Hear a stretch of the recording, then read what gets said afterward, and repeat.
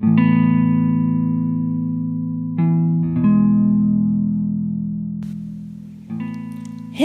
Nation, je suis particulièrement heureuse de te retrouver aujourd'hui pour un moment d'échange et de plaisir. Pour les nouveaux, je suis Lindsay Ndjonger et je te souhaite la bienvenue dans le Mélind Mélo, un podcast qui nous permet de grandir et de faire briller nos lumières. Avez-vous déjà entendu parler d'auto-sabotage ? Eh bien, l'auto-sabotage, c'est l'art de se faire du mal à soi-même, de s'auto-détruire ou de se maltraiter. On a tendance à croire que notre pire ennemi est une tierce personne qui nous veut du mal. Et pourtant, bien des fois, nous pouvons représenter un véritable danger pour nous-mêmes. Mais d'où vient l'auto-sabotage et comment se manifeste-t-il ? Alors, l'auto-maltraitance a 3 principales sources. La faible estime de soi, les croyances limitantes, la peur. La faible estime de soi. Il y a une phrase très répandue dans la philosophie chrétienne que vous devez sans doute connaître. Aime ton prochain comme toi-même. C'est une phrase à mon sens qui résume tout.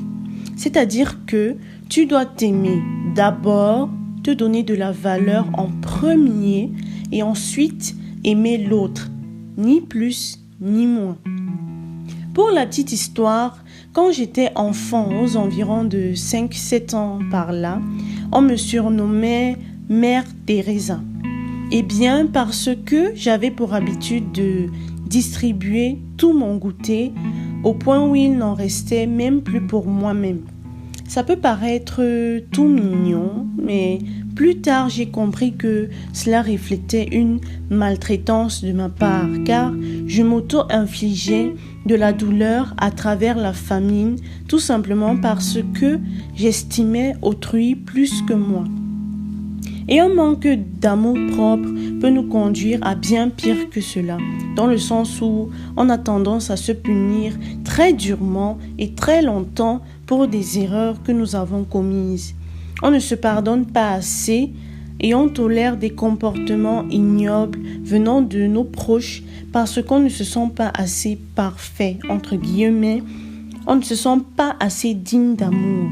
C'est le cas par exemple des femmes qui subissent des violences conjugales et qui s'autodétruisent en restant dans ces relations toxiques parce qu'elles trouvent qu'elles ne méritent pas un certain niveau d'amour. C'est la petite voix qui te dit le soir quand tu es tout seul « Oh mince, t'as encore gaffé, de toute façon, t'es bon qu'à ça ». Je ne sais pas quelle situation tu traverses actuellement, mais j'ai juste envie de te dire « Give yourself an award. You deserve it. » Oui, accorde-toi des récompenses. Sois reconnaissant envers toi-même pour toutes ces choses que tu réalises au quotidien, aussi petites soient-elles. Pour me détacher de cette auto-maltraitance, il m'a fallu entreprendre ma vie. Et là, je ne parle pas de business, mais de vraiment prendre position d'acteur. Je me remerciais, et je le fais même encore, pour tout et pour rien. Chaque petit objectif que je réussissais me donnait du courage pour affronter encore plus grand. Essayer de nouvelles choses, rencontrer de nouvelles personnes, découvrir de nouveaux endroits. C'est vrai que le moment n'est pas très approprié, mais bon.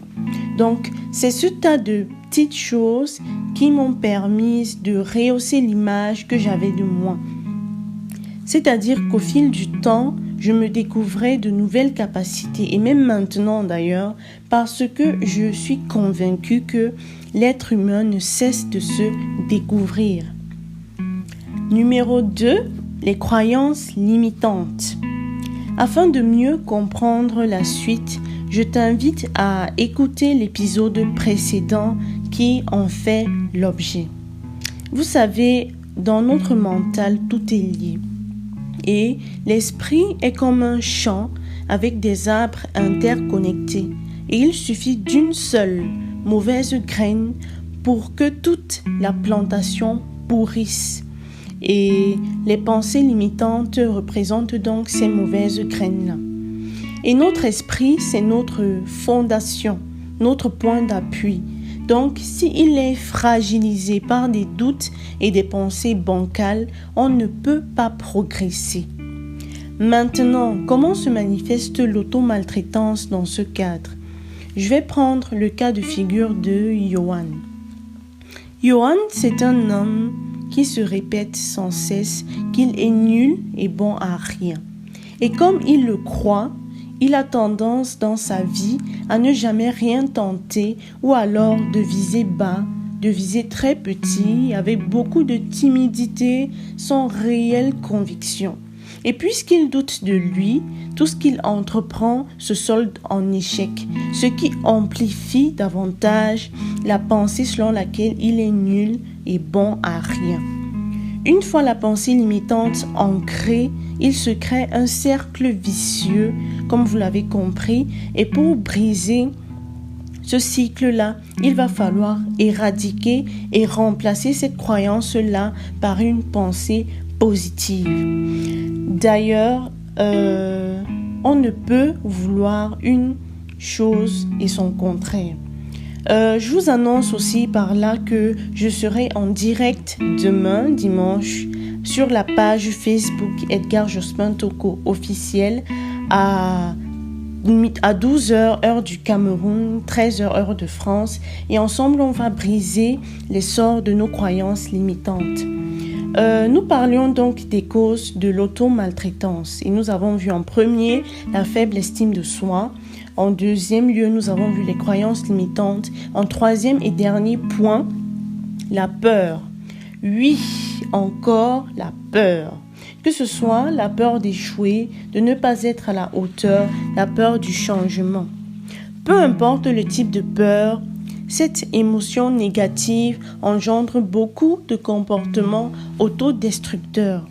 La procrastination, par exemple, peut masquer une peur interne. On ne se sent pas assez capable d'effectuer telle ou telle tâche que l'on trouve énorme pour nous. Donc, on la renvoie à demain et encore à demain, ainsi de suite, jusqu'à ne jamais la faire. Il y a un proverbe que j'affectionne beaucoup et ce proverbe c'est « Celui qui déplace les montagnes, c'est d'abord celui qui déplace les cailloux ». Si tu as un devoir à faire, tu pourrais par exemple scinder ce devoir-là en plusieurs petits morceaux que tu pourras attaquer un par un et ainsi la tâche à accomplir te paraîtra moins lourde et tu pourras facilement atteindre tes objectifs. L'automaltraitance peut aussi provenir d'un événement qui s'est déroulé dans notre passé et qui a fait naître en nous des peurs que l'on n'arrive pas à surmonter. Je vais prendre le cas de Mélanie. Mélanie a subi dans son enfance une série de viols et on sait tous comment un viol peut être très destructeur. Maintenant, à l'âge adulte, Mélanie s'empêche de vivre l'amour. Elle s'auto-maltraite en ne distribuant que de la haine et de la colère, en étant aigrie vis-à-vis des autres parce qu'elle a peur d'être à nouveau blessée. Elle s'est donc construite une carapace qui l'empêche de s'ouvrir. Elle se refuse d'être épanouie. Et pour pouvoir guérir, il va falloir revenir sur ces événements traumatisants et les affronter. Je sais que c'est difficile, mais fuir ne serait pas la solution. Prendre conscience de ce qu'on possède vraiment un problème et qu'on doit se soigner.